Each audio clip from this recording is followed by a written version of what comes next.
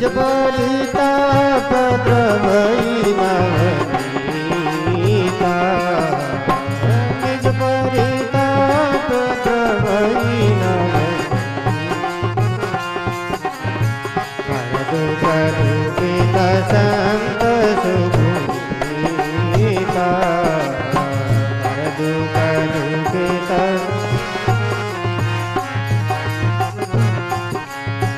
श्री राम जय जय राम श्री राम जय जय राम श्री राम जय जय राम।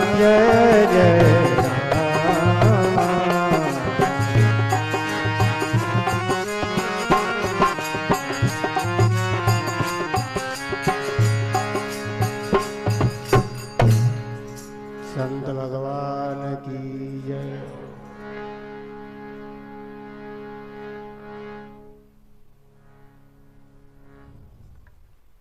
भगवान के 6 ऐश्वर्य है। भगवान होता है वैसा ही उनके भगत भी उसी के गुणों के अनुरूप होता है। मारवाड़ में एक कहावत है, जैसा वृक्ष होता है वैसा ही बीज होता है, और जैसा बीज होता है वैसा ही वृक्ष होता है। ये पूरे संसार पर सिद्धांत लागू होता है। भगवान और भगवान के भक्तों में ज्यादा भेद नहीं है। भक्ति भगत भगवंत गुरु चतुर नाम बपु एक, इनके पद वंदन किया ना सही विघ्न अनेक। भगवान और भगवान के भक्त और भगवान की भक्ति आराधना उपासना सब एक ही जैसे। तो भगवान सारे संसार का पालन करते हैं। संसार में परमात्मा की करुणा सब जगह दिखाई देती है। हम लोगों ने भगवान को कोई फीस नहीं दी कि हमें मनुष्य बनाना। भगवान को हमने इस धरती की कोई कीमत नहीं चुकाई। हाँ, सरकार को जरूर आप टैक्स देते हो, रजिस्ट्री कराने का 10% चार्ज। भगवान को तो कुछ नहीं दिया, फिर भी आपको ऐसा जीवन दिया जिस जीवन के द्वारा अरे इस समस्त पृथ्वी का कल्याण हो सकता है। इतनी मानव के अंदर शक्ति छिपी हुई है। हम लोग तो दरिद्री हैं, जानते नहीं हैं कि मानव जीवन में क्या करामात है। जिन लोगों ने थोड़ा कुछ खोजा, पुरुषार्थ किया, उन लोगों ने ऐसी उपलब्धियां पाई है जिन उपलब्धियों से बाकी आने वाली पीढ़ियां भी सुखी होती है। मनुष्य ने खोज करके मशीनें बनाई, धरती के अंदर क्या क्या चीजें हैं वो सब खोजा। पेट्रोल 3 किलोमीटर नीचे निकलता है, उसको भी खोजा है। पुरुषार्थी लोगों ने पाया है। उसी तरह से आध्यात्म जगत में मैं क्या हूँ, ये संसार के भीतर जो शरीर मिला है वो अभी अभी मिला है, पर ये पृथ्वी तो बहुत लंबी उम्र की है। तो मेरा स्वरूप क्या है, इस रास्ते की खोज करने वाले संत महात्मा, उन्होंने भी परम पद पाया है। जब तक हमारी खोज नहीं होती है, बाकी खोजें थोड़े दिनों के बाद सब निष्फल हो जाती है। तो संत महापुरुष भगवान के जैसे ही होते हैं, और उन्हीं की कृपा से ये संसार, ये पृथ्वी सुख शांति से चल रही है। जब जब धरती पर अधर्म फैलता है तो भगवान आते हैं। जब ज्यादा अधर्म नहीं होता, थोड़ा सा होता है, तो भगवान के ही प्रतिनिधि संत धरती पर आते हैं। और हर सदी में कोई न कोई महापुरुष प्रकट होकर के जनता जनार्दन का मार्गदर्शन करता है। तो इस सदी में बड़े बड़े अच्छे संत हुए हैं। तुलसीदास जी महाराज ने संतों की महिमा गाते हुए कहा है, संत हृदय नवनीत समाना, कहा कविन पर कहे न जाना। संतों का दिल कैसा होता है, संतों का दिमाग कैसा होता है। सामान्य आदमी का मस्तिष्क कल्पनाओं से भरा होता है, वो स्वप्न राज्य में जीता है। वो चबाई हुए का चबाता है, खाए हुए को खाता है, और संसार की 5 ज्ञान इंद्रियां, 5 कर्मेंद्रियों से वो आगे नहीं सोच पाता। उनकी नजर थोड़ी दूर तक है। संतों की नजर बड़ी दूर तक होती है। वो महापुरुष इस देह से अतीत सारे संसार को बनाने वाले परमात्मा के खोजी जो संत हैं, उनके भीतर में अपने कल्याण के अलावा समस्त संसार के कल्याण की भावना बसती है। संतों में बड़ी दया होती है, बड़ी करुणा होती है। संतों का हृदय मक्खन जैसा कोमल बताया। मक्खन को जरा सा ताप लगता है तो वो पिघलने लगता है। उसको उपमा देने के लिए कवि को कोई उदाहरण भी नहीं मिला। निज परिताप द्रवही नवनीता, पर दुख द्रवही संत सुपनीता। किसी चीज के उदाहरण के लिए कोई सटीक एग्जाम्पल मिलना जरूरी है। देखो, अगर कोई आदमी कहे कि हमने समुद्र देखा है, कितना बड़ा समुद्र, उसको उदाहरण देने के लिए कोई चीज है नहीं दुनिया में। समुद्र कितना बड़ा, तालाब जितना। अरे तालाब उसके सामने कुछ भी नहीं है। समुद्र को हम किस चीज की उपमा दे सकते हैं? झील जितना। ये सारी झीलें, तालाब समुद्र से कहीं बहुत छोटी है। तो संतों के हृदय की तुलना करने के लिए संसार में कोई दूसरा उदाहरण ही नहीं है। मक्खन का उदाहरण दिया, मक्खन ताप लगने से पिघलता है, लेकिन संत का हृदय खुद को ताप लगने से नहीं, दूसरों को ताप लगने से पिघल जाता है। अपने ताप से तो सारे लोग दुखी होते हैं, पर दूसरों को दुखी देख करके संत बड़े बेचैन हो जाते हैं। जब तक किसी का दुख दूर नहीं कर देते, तब तक संत शांति से नहीं बैठ सकते। जिनके हृदय में ऐसी दया भावना है, उनको आप संत मानिए, वही वास्तव में सच्चे अर्थों में संत है। जब दया नहीं है किसी के घट में, तो वो तो मनुष्य भी नहीं है। संत होना बड़ी दूर की बात है।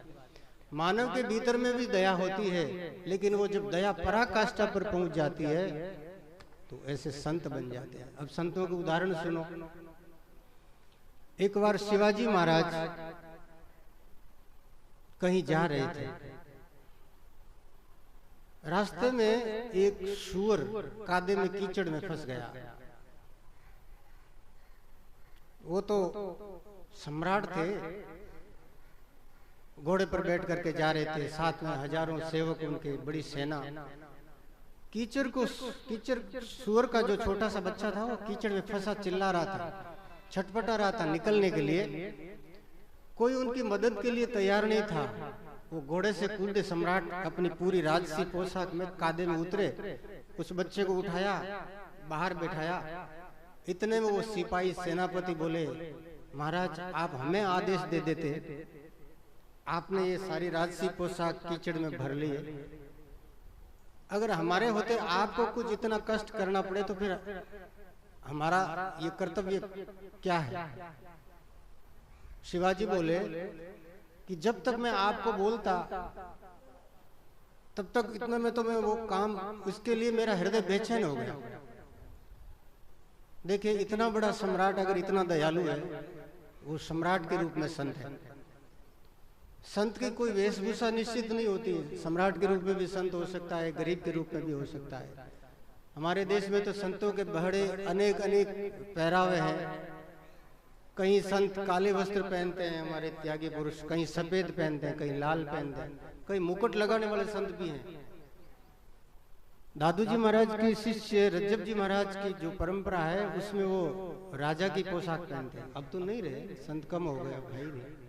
हाँ, रज्जब, क्योंकि वो बींद बनकर के जब गए थे ना शादी करने, दूल्हा बनकर के, दूल्हे की पोशाक राजा जैसी होती है, तो उसी वेश में उनको ज्ञान हो गया। फिर दादू जी ने कह दिया, अब तो इसी वेश में रहे, ये वेश तुम्हें हमेशा याद दिलाता रहेगा। तो वो सम्राट शिवाजी महाराज कीचड़ में से उस छोटे से प्राणी को बचाया। उसका कोई मोल नहीं, लेकिन जान का बड़ा मोल होता है। लोग कुत्ते और इनके सूअरों की कोई परवाह नहीं करते। अरे सबके भीतर में वही परमात्मा है। संत लोग तो मच्छरों को भी बचाते हैं। ऐसे जो दयालु पुरुष होते हैं, उन संतों को नमस्कार है। संत हृदय नवनीत समाना, कहा कविन पर कहे न जाना। अरे निज परिताप द्रवही नवनीता, पर दुख द्रवही संत सुपनीता। एक महात्मा बैठे थे बगीचे में, छाया में बैठे थे, राम राम कर रहे थे। उसी समय दो बच्चे पेड़ पर फल प्राप्त करने के लिए उन्होंने पत्थर फेंका। ये भी घटना उन्हीं शिवाजी महात्मा के जीवन की है। तो पेड़ पर पत्थर फेंका फल पाने के लिए।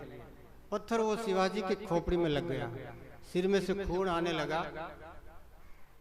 सिपाही दौड़े इधर उधर, अरे कौन है अपराधी जिसने सम्राट को पत्थर मार दिया। दो छोटे छोटे बालक पकड़ के लाए, महाराज आदेश दो, इनको हम अभी फांसी पे लटका देते हैं यही पेड़ पर। किसी ने कहा इसको गाड़ी में पील देते हैं, किसी ने कहा इसको रथ के घोड़ों के नीचे पांवों के नीचे इसको कुचल देते हैं, किसी ने कहा नहीं तलवार से इनका सिर छेदन कर दो। शिवाजी सबकी सुन रहे थे, अपने सैनिकों की, अपने सेवकों की योग्यता की परीक्षा कर रहे थे। बोलने से, सलाह देने से आदमी की पहचान होती है। मौनम विभूषणम अपंडितानाम, मौन रहने में मूर्ख की शोभा है, बोलने में ज्ञानी की शोभा है। बोलने से पता लग जाता है आदमी कितना समझदार है, क्या इरादा है, कैसी समझ है इसके भीतर। तो सब ऐसी ऐसी वो सलाह दे रहे थे। शिवाजी महाराज को बड़ी मन में एक ग्लानि हुई, इतने बड़े बड़े पद पर बैठे हुए लोगों के दिल में जरा भी दया नहीं। दया हो भी कैसे? शासन करना ये निर्दय लोगों का काम है। सत्ता बंदूक की नली से निकलती है। अगर ये पुलिस वाले निर्दय हो जाए, दयालु हो जाए, तो फिर तो अपराधी बेखौफ हो जाएंगे।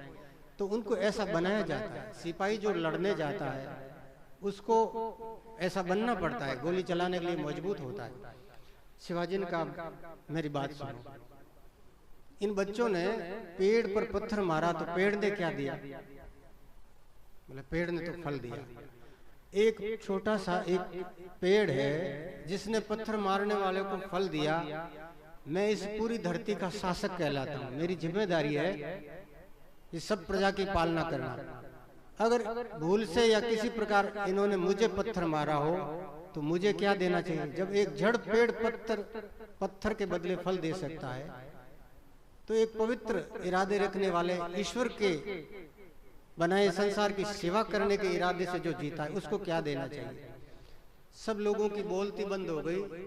शिवाजी ने कहा जब पेड़ फल दे सकता है तो इंसान को बुराई के बदले में भलाई करनी चाहिए।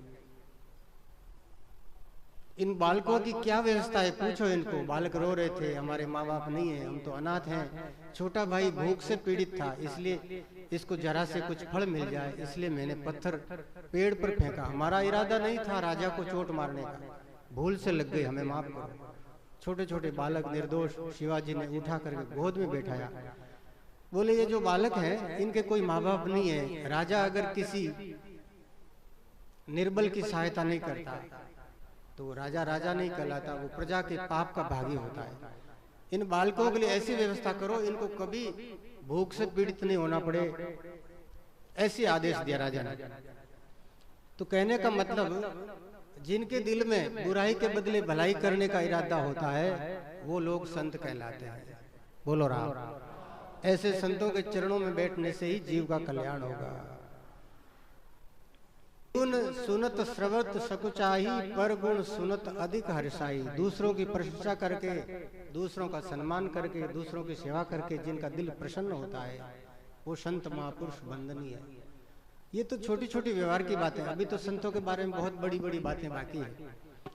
देह का अभिमान तो उन्हीं को अच्छा लगता है जो देह अभिमानी होते हैं, जो शरीर में जीते हैं, जो शरीर से परे, जिन्होंने ब्रह्मांड को छू लिया है, आत्म साक्षात्कार किया है, वो समस्त प्राणियों से प्रेम करते हैं। कर लो सभी से प्रेम, जगत में कोई ना ही पराया है। आप लोग संतों के भजन पद में सुनते होंगे। सबसे प्रेम करने का मतलब यही है कि सबकी आत्मा एक है। माला के धागा जो मणियां होते हैं वो अनेक हैं, लेकिन धागा जो है वो एक है। आत्मा सबकी एक है, इसलिए हम सब एक ही ईश्वर की संतान है।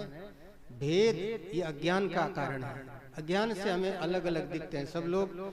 इसी से संत शास्त्र कहते हैं कि ये 6 दुर्गुण जो है वो अज्ञानियों के जीवन में होते हैं। घृणा, लज्जा, भयम, शंका, जुगुप्सा, चेति पंचमी, कुलम, शीलम, जाति, अष्टो पाशा प्रकृतिता, पाशबद्ध पशु प्रोक्त, पाश मुक्त सदाशिव। ये 8 अवगुण जिनके अंदर रहते हैं वो मनुष्य नहीं है, वो पशु है, और पशु हिंसा करे वो जायज है। कुत्ता अपने बच्चों की रक्षा करेगा, दूसरों के बच्चों को खा जाएगा, वो स्वाभाविक है, प्राकृतिक है। शेर है, बिल्ली है, ये हिंसक जानवर अपने बच्चों की रक्षा कर देते हैं, दूसरों के बच्चे को मार देते हैं। तो ये पाशविकता है। आदमी भी ऐसा ही करता है, अपने परिजनों की रक्षा के लिए दूसरों के परिजनों की हत्या करता है, उन पर अत्याचार करता है, उनके हिस्से का कोई भी पदार्थ छीनता है, तो वो मनुष्य नहीं है, वो पशु जैसा है। पशुओं के 8 लक्षण बताए हैं, वो सुनकर के अपना अवलोकन करिए कि ये गुण पशुओं जैसे हमारे अंदर अभी कितने बचे, क्योंकि हम भी 84 भोग करके आए हैं।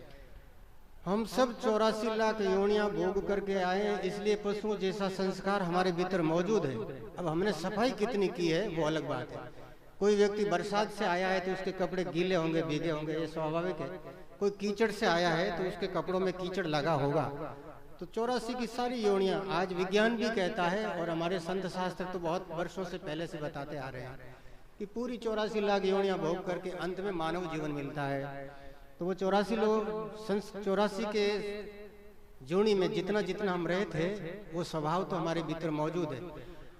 आज भी अगर कोई हमारे ऊपर ये प्रशासन हट जाए तो हम सब पशु बन जाएंगे 1 मिनट में। हमारे बड़े बड़े संत प्रवचनकार बताते हैं कि आदमी को आदमी बनाने के लिए समाज जिम्मेदार है। अगर ये मानवों के लिए आदमी की इज्जत और ये मनुष्य जीवन के आचार सब हटा दिए जाए तो मनुष्य 1 मिनट में पशु बन जाता है। वो अपने से कमजोर को लूटेगा, फिर वो चाहे धन लूटो चाहे इज्जत लूटो, सब कुछ करने को तैयार है। लेकिन हमें एक सामाजिक मर्यादा ने बांध रखा है, इसलिए हम बाहर से मानव बन करके बैठे। हमारे भीतर में विचार ज्यादातर पशुओं जैसे ही होते हैं। तो कितने इन गलत संस्कारों को हमने धोया है। जितना जितना हमारे मन के दुर्विचार खत्म हुए हैं, उतना उतना हम पवित्र होकर के भगवान की गोद में बैठने के काबिल हुए। बाप जी गुलाबदास जी महाराज फरमाते थे कि बालक जब गंदगी कर देता है, मलमूत्र कर देता है, तो माँ पहले उसको धोती है। अब पो का महीना हो, छोटा बालक साल भर का, उसको पानी गर्म है कि नहीं है, उसने अगर गंदगी की है तो माँ धोएगी। रात का समय बड़ी ठंडी लग रही, बालक रोता है, फिर भी माँ उसको पहले धोएगी, फिर अपने सीने से लगाएगी। उसी प्रकार से जब तक जीव पवित्र नहीं होता हृदय से, तब तक वो संत नहीं बनता। जब तक संत नहीं होता तब तक भगवान उसको गोदी में नहीं बैठाते, तब तक वो 84 में भटकता ही रहेगा। तो हमें अपने मन को पवित्र करने के लिए, अंतःकरण को पावन करने के लिए इन दोषों को दूर करना है, इन दोषों को धोना है। कौन कौन से दोष हैं? घृणा, हमें एक दूसरे से ईर्ष्या होती है। ईर्ष्या सबसे बड़ी बीमारी है, सबसे बड़ा रोग है। एक दूसरे को हल्का समझना, दूसरे को छोटा समझना, जाति के आधार पर, वर्ण के आधार पर, धन संपत्ति के आधार पर, ज्ञान अज्ञान के आधार पर, किसी प्रकार से एक दूसरे को न तो बुरा समझे न कोई बुरा है। बुराई हमारी नजरों में है। जब हमारी नजरों का दोष मिट जाएगा तो हमें सब भले लगेंगे। आपने वो दृष्टांत कई बार सुना होगा। युधिष्ठिर महाराज और दुर्योधन को गुरु द्रोणाचार्य ने भेजा। जब उनको पढ़ाई लिखाई पूरी हो गई, अंतिम परीक्षा के लिए भेजा। दुर्योधन, जाओ संसार में कोई अच्छा आदमी ढूंढ लाओ। युधिष्ठिर को बोला कि युधिष्ठिर जाओ संसार में कोई सबसे जो बुरा आदमी है उसको खोज के लिया। 7 दिन बाद में दोनों लौटे खाली हाथ। द्रोणाचार्य जी ने पूछा, क्या तुम्हें एक आदमी मंगाया था, वो भी नहीं मिला? दुर्योधन कह दिया, महाराज जी हमने आदमियों की, वैसे मनुष्य के मन को समझना बड़ा टेढ़ा काम है। वर्षों वर्षों तक हम एक दूसरे के साथ रहते हैं लेकिन एक दूसरे को समझ नहीं पाते, इसीलिए गलतफहमी होती है, आरोप प्रत्यारोप होता है, लड़ाई झगड़ा होता है। लेकिन मनोविज्ञानी 7 कदम साथ में चल दिया तो एक दूसरे की परीक्षा कर लेते हैं।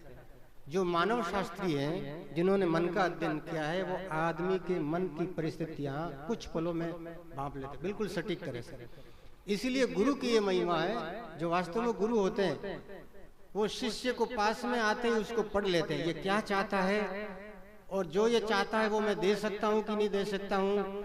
ये किन संस्कारों का वाला, रजोगुण है कि सत्वगुणी प्रकृति वाला है कि तमोगुणी प्रभाव वाला है।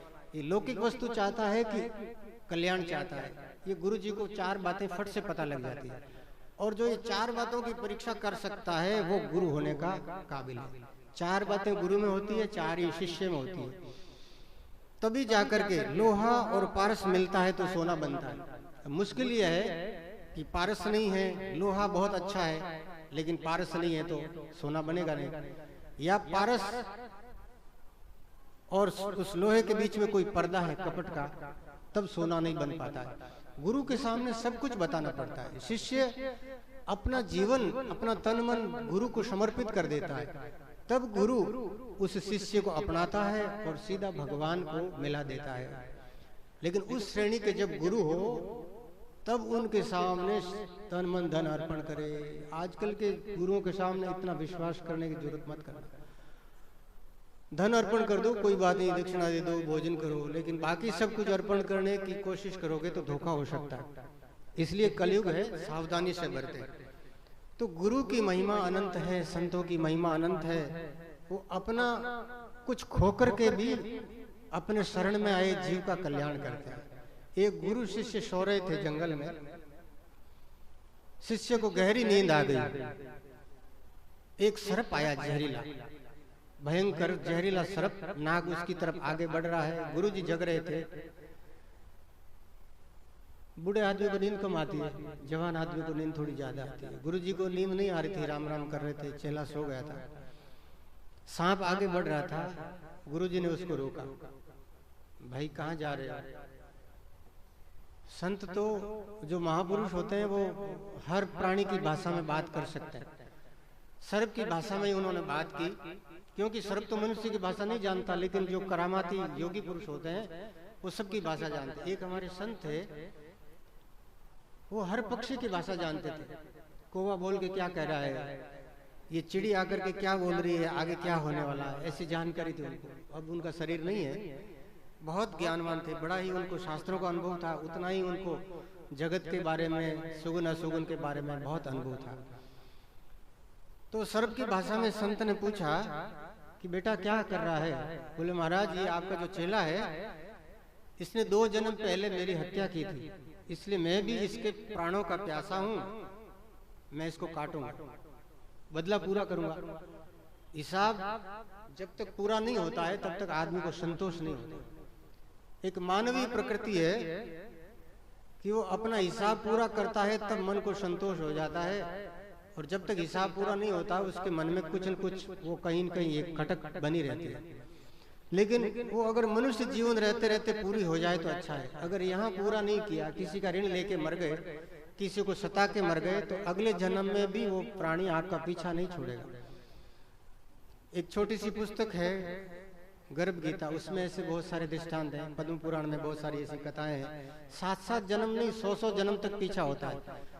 धृतराष्ट्र अंधे थे, वेद व्यास जी उनके गुरु और उनके पिता, उनके दादा थे। ऐसे महापुरुषों के कुल में जन्म लेकर के धृतराष्ट्र अंधा।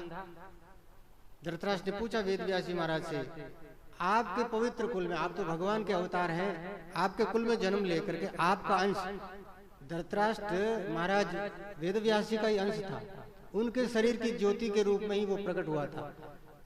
लेकिन जीव के अपने अपने कर्म होते हैं। अपने पिता धर्म पिता को पूछा कि मैं अंधा किस कारण से हुआ? उन्होंने 100 जन्म पहले की बात बताई, किसी प्राणी को तुमने अंधा किया था। तो ये कर्म 1000 जन्म में भी पीछा नहीं छोड़ते। इसलिए मरने से पहले हर आदमी को जिस जिसका एहसान किया है, किसी को सताया है, उसकी भरपाई कर दो। भरपाई करने का कई तरीका है। अगर आपने किसी को भूल से दुख दिया हो, किसी से लड़ाई झगड़ा किया हो, किसी को गाली बोली हो, किसी का धन छीना हो, तो उससे उसके दुगुना ब्याज से दे करके उससे मुक्ति कर दो। भैया आप मुझे माफ कर देना, ये जीवन थोड़ा सा बचा है, मरने से पहले ही अपना हिसाब पूरा कर लो और मुझे माफ कर दो। अगर हम ऐसा कर ले तो आदमी का दिल वापस क्षमाशील हो जाता, सेवा करके पूर्ण हो सकते हो। संत महात्मा ऐसा करते। एक संत थे, वो जब बीमार हो गए तो बोले भैया हमें सब माफ कर देना, अगर हमारे से कोई भूल चूक हुई हो, कोई गलती हुई हो तो हमें क्षमा कर देना। मैं आपके लिए क्या कर सकता हूँ? मेरी भक्ति आराधना तपस्या दे करके भी मैं आपका कल्याण चाहता हूँ। क्योंकि संतों को पता है कि ये अगर हिसाब यहाँ पूरा नहीं किया तो आगे और जन्म लेना पड़ेगा और किसी माँ के पेट में 9 महीना गर्भ नरक भोगना पड़ेगा। ये जो गर्भवास है हर योनि में बड़ा ही कष्टदायी होता है। मनुष्यों पशु पक्षियों में देखो कहीं बड़ी यातना होती है, पेट में जन्म लेते वक्त तो बड़ी ही पीड़ा होती है। बहुत सारे ऐसे जीव होते हैं जो जन्म देते समय कई बार माँ मर जाती है तो कई बार बेटा मर जाता है। तो इस यातना से छूटने के लिए भी बार बार जन्म और मरण की पीड़ा से छूटने के लिए हमें अपने जीवन काल में किसी को नहीं सताना है। अगर हमारे मन में कोई राक्षस बैठा है कहीं, तो उस राक्षस को निकालो। क्रोध, ईर्ष्या, घृणा, लज्जा, भयम, शंका, किसी प्रकार का अभिमान, देह का अभिमान से हम दूसरों पर अत्याचार करते हैं। क्रोध आता है कि मैं श्रेष्ठ हूं और ये बुरा है, इसीलिए हम दूसरों पर अत्याचार करते हैं। तो अपने इस राक्षस को, अहंकार को निकाल के दूर फेंको, तब जाकर के हमारी शुद्धि होगी। जब तक ये दोष, ये गंदगी भीतर है, तब तक भगवान से हम हजारों मील दूर। तो वो संत महात्मा दया करके उस सर्प की भाषा में बोले, बेटा तुम्हारा इस जन्म में तो वैर है नहीं, पूर्व जन्म में इसने जो अज्ञान से गलती की है, तुम्हें सताया है, तुम्हारा जो भी हिसाब है मैं पूरा कर देता हूँ। बोले आप पूरा कैसे करोगे, मेरे को तो इसने सताया, मुझे इसी से बदला लेना है, मैं इसका खून पीऊंगा। तो महाराज बोले कि बेटा ये मेरा चेला मेरे शरण में आ गया है, अब इसकी जिम्मेदारी मेरी है, इसका कल्याण करना मेरा धर्म बनता है। गुरु न सस्यात, पिता न सस्यात, पुत्रो न सस्यात, जननी न सस्यात, यो न योजित समुपेत मृत्युम, भागवत का श्लोक है। वो गुरु गुरु नहीं है, वो पिता पिता नहीं है जो अपने पुत्र का कल्याण नहीं करता, उनकी सदगति नहीं करता। वो पुत्र पुत्र नहीं है, वो शिष्य शिष्य नहीं है जो अपने गुरु माता पिता की सेवा नहीं करता, उनके सिद्धांतों का पालन नहीं करता, उनके बताए मार्ग पर नहीं चलता। तो वो गुरु जी दया के सागर थे। उन्होंने कहा कि अगर मैं इसका खून ला करके तेरे को दे दूं, तो सर्प ने कहा अगर खून दे दीजिएगा तो मेरा हिसाब बराबर हो जाएगा। अब सर्प की जूनी में है ना, इसलिए वो समझाने पर भी वो जो भीतर का विष खत्म नहीं होता। आदमी को समझा दो भाई गलती हो गई, माफी कर दो, तो इंसान उसको माफ कर देता है। लेकिन इंसान के भीतर कोई पशु बैठा है, वो माफ नहीं करता। वो बोलता कि माफ कैसे करूं, जब तक मैं इसकी गर्दन नहीं तोड़ूंगा, जब तक इसको मैं लट नहीं मारूंगा, मेरा दिल शांत नहीं होगा। तो समझो कि वो आदमी नहीं है, वो पशु है। और पशुओं की कोई उदाहरण देने की जरूरत नहीं है। आप लोगों के हमारे बीच में बहुत सारे पशु बैठे हैं, जिसके भीतर में ऐसा क्रोध, वो भाई भाई को नहीं बख्शता, भाई को माँ की गाली देता है, अपने परिवार में से जो अत्याचार करता है, तो समझिए कि ये निरा पशु है। और उस पशु से जितना दूर हो सके दूर ही रहिए। भगवान जब कृपा करते हैं तो देव प्रकृति के लोग मिलते हैं, परिवार में, समाज में, कहीं भी। और भर्तृहरि महाराज ने एक श्लोक लिखा है, वरम पर्वत दुर्गेशु भ्रांतम वन चरेशः न मूर्ख जन संपर्क सुरेंद्र भुवनेश्वरी। भर्तृहरि जी, राजा भर्तृहरि जब संत बन गए, बड़ा ज्ञान हुआ, बड़े ही विद्वान थे, उन्होंने विचार किया कि हे प्रभु मुझे नरक में भी जगह दे देना, अगर वहां विद्वान हो, कोई साधु दयालु पुरुष हो। स्वर्ग में भी अगर कोई दुष्ट प्रकृति के हो, तो मुझे ऐसे स्वर्ग में भी नहीं जाना। तो भगवान से ही प्रार्थना करो कि सज्जनों की संगति करो, साधु पुरुषों का, सज्जन पुरुषों का संग हो। उन संतों ने सर्प से कहा, बेटा ठहर, मैं तेरे लिए तेरा हिसाब बराबर करता हूँ। संत गए कुटिया में, चाकू लाए, छुरा, चेले की छाती पर बैठ गए। छाती पर कोई बैठता तो नींद खुल जाती। आंखें खुली उसकी, उसने देखा गुरुदेव बैठे हैं, हाथ जोड़ लिए, आंखें बंद कर ली। कितना समर्पण, कितना विश्वास। गुरु के प्रति इतना समर्पण हो तब वो चेले की बात बनती है, फिर उसका कल्याण कोई नहीं रोक सकता। लेकिन गुरु भी उस श्रेणी का हो।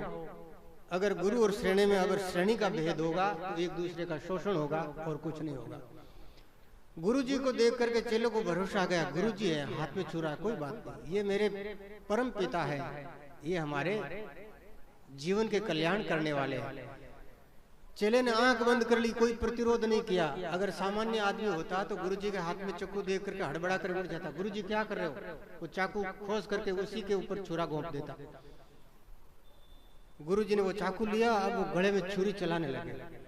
फिर भी चेले ने आंखें नहीं खोली, मेरे गुरु जी है, जो कर रहे हैं कर रहे हैं। अब ये तन मन धन उनका है, उनकी चीज, वो अपनी मर्जी है, वो जैसा करे।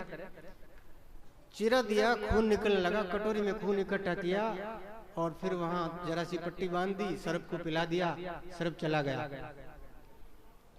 चेले ने सुबह उठ करके स्नान कर लिया, गुरु जी से कुछ शिकायत नहीं की, कोई फरियाद नहीं। 2-3 महीने हो गए, सत्संग में गुरु जी ने बात चलाई कि मेरा अमुक शिष्य अरे तूने आज तक कोई शिकायत नहीं की, पूछा नहीं थी कि मैंने चाकू क्यों चलाया? बोले गुरुजी आपने चलाया है तो इसमें कोई न कोई मेरा हित ही होगा। मुझे विश्वास है कि मेरे गुरुजी ने मेरा कोई कल्याण किया हुआ। तब गुरुजी ने वो सारी बात स्पष्ट की थी सभा के सामने, इस तरह सर पाया। तो ऐसे जो परम हितैषी संत होते हैं, ऐसे संतों के सानिध्य में कभी किसी का अमंगल नहीं होता। मंगल भवन अमंगल हारी, द्रवहु सु दशरथ अजर बिहारी। इसलिए अपने जीवन में ऐसे महापुरुषों की शरण ग्रहण करनी चाहिए। संतों के शरण में किसी जीव का अहित हो नहीं सकता। बोलो राम। जगत के शरण में तो हित होगा कि नहीं होगा ये बड़ा मुश्किल काम है, लेकिन संत के शरण में एक छोटी सी बात और याद आ गई, समय तो हो गया है। एक कोई महात्मा के वेश में कोई गोड़िया, उसको ठगाई करनी थी। तो गोड़िया आया और अलख निरंजन, ये माताएं बहनें बहुत भोली भोली होती है बेचारी। महाराज आ गए, जागा मारा भाग गुरुजी घर आया। अरे मैंने गुरु बनावना है। तो गुरुजी बनाने वास्ते वाह भाई कि बाप जी बिराजो, भोजन करो और महाराज कंठी बांध दो। वो क्यों भाई, कंठी तो मैं जद बांधू, 16 श्रृंगार करन आवे जना और पूरा गहनो पहन आवे। अगर कोई ऐसी बात करे आपके सामने तो सचेत हो जाना चाहिए। कोई बोल दे मैं तारो धन दुगुणो कर दे तो समझ जाओ कोई धन दुगुणो करे जी को अपन मांग तो क्यों फेरी। सचेत होने की जरूरत है जमाने के हिसाब से। वो बोलियो कि तू अगर 16 श्रृंगार करे, पूरा अपना जितना गहना है पूरा पहन करके आ जंगल में कुएं के समुद्र पानी के किनारे में मैं तेरे को दीक्षा दूंगा। वो श्रद्धावान थी, विश्वास था उनको संत के वेश पर। वो गई अपना पूरा गहना लेकर के, दक्षिणा लेकर के। संत ने बोला कि अब गहना खोल दो, सोने में तो कलयुग का वास है, ये लक्ष्मी में कलयुग निवास करता है। उसने गुरु के आदेश के अनुसार गठड़ी बांध दी और बोले अब इस पाड़ी पर बैठ कुएं पर। उसने घोड़िए ने उसको कुएं में धकेल दिया, लेकिन उसको पूरा भरोसा था। अंदर में भगवान प्रकट हुए, उस माता जी को पकड़ लिया और उस बाहर आए उस दुष्ट को अंधा कर दिया। अब वो रोने लगा, शरीर में ऐसी व्याधि पीड़ा हो गई, रोने लगा। तो वो जो श्रद्धावान महिला थी उसने कहा कि महाराज प्रभु आपने गुरु गोविंद दोनों खड़े, किसके लागू पाए, बलिहारी गुरुदेव ने गोविंद दिया बताए। वो गुरुदेव के चरणों में प्रणाम पहले करती, फिर भगवान के चरणों में वंदन करके बोली महाराज कृपा करो, ये मेरे गुरुजी इतने समर्थ हैं, इन्होंने 1 मिनट में आपका दर्शन करा दिया। अरे दूसरे संत तो साधना बताते हैं, 12 साल तक राम राम करवाते हैं, फिर भी मन नहीं मानता, भगवान नहीं मिलते। इन्होंने तो एक पल में, एक क्षण में ऐसी कृपा की, मेरे को कुएं में धकेला, आपने मुझे पकड़ा, 1 पल नहीं लगाता, इतने में आपका दर्शन करा दिया। आप मेरे गुरु जी के साथ ज्यादती करो भगवान, ये दंड के अधिकारी नहीं है, ये तो पुरस्कार के अधिकारी। अगर आपको दंड ही देना तो इनकी मति शुद्ध कर दो। अगर आपको लगता है कि इनकी बुद्धि में जो विचार है ठीक नहीं है, तो जैसा आप चाहते हो वैसा भी तो इसको बना देते हो। भगवान ने उस श्रद्धावान की बात सुनी और उस नकली संत को भी असली संत बना दिया। नकल में भी कई बार असल हो जाता है, ऐसे बहुत सारे उदाहरण हैं। चोर ने संत की एक्टिंग की और उसके भीतर आ गया। वो चोर था, चोरी करने गया संत का वेश पहन करके, और वो चोरी की नियत से घर में घुसा कि उसको लगा नहीं मैं गलत कर। अरे चोरी करने के लिए इन कपड़ों की क्या जरूरत है, इस कपड़ों में तो लोग बड़े विश्वास करते हैं। वो वापस आ गया, उसका मन शुद्ध हो गया। एक बार कोई राम का पार्ट अदा कर रहा था रामलीला में, वो जैसे ही राम बना तो उसके भीतर के वो जो भाव थे वो भी बदल गए। उसको फिर रावण का पार्ट करना था, वो रावण का पार्ट नहीं कर सका, वो पूरा लड़ पड़ा। उसका जो रामायण का जो पूरा एक्टिंग खराब कर दी। कहने का अभिप्राय ये हुआ कि कई बार हम नकल से भी असल हो जाते हैं। और श्रद्धावान लगते ज्ञान, श्रद्धा हो तो ऐसी हो, विश्वास पक्का हो, तब तो भगवान नकल में से भी असल कर देते हैं। और पक्का भरोसा नहीं हो तो धोखे में भी मत आना। इसलिए सचेत रहने की जरूरत है। संत बड़े अद्भुत होते हैं, जिनके पास बैठने से मन को शांति मिलती हो, जिनके सानिध्य में जाने से, जिनके नमस्कार करने से पापों का अंत हो जाता हो, तो समझना चाहिए महापुरुष हैं। इनके पास में बैठ करके अपने जीवन का मार्गदर्शन लेना चाहिए। बोलो संत भगवान की।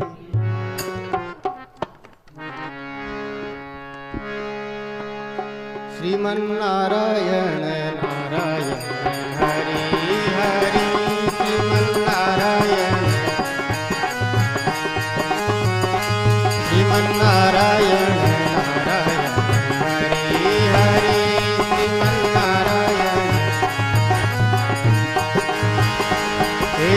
महिमा सबसे न्यारे न्यारे भज हरि हरि तेरी।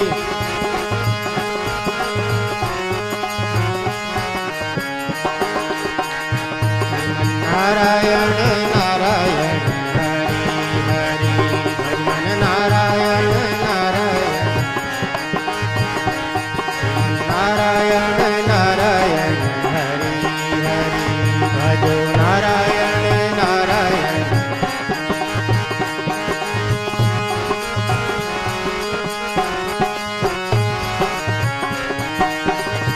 तेरी महिमा जग से न्यारे न्यारे भज हरि हरि तेरी।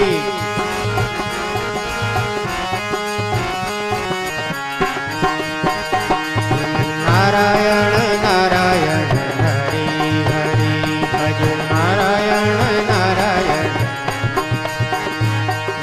नारायण नारायण हरि हरि नारायण नारायण।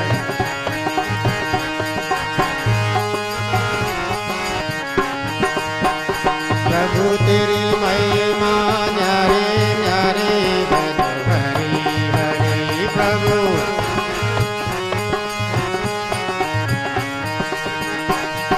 नारायण नारायण हरि हरि लक्ष्मी राम नारायण नारायण हरि हरि राम नारायण नारायण।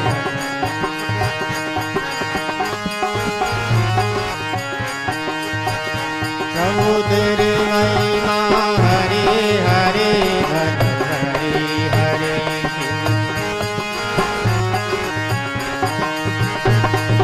नारायण नारायण हरि हरि नारायण नारायण बोलो नारायण नारायण हरि हरि।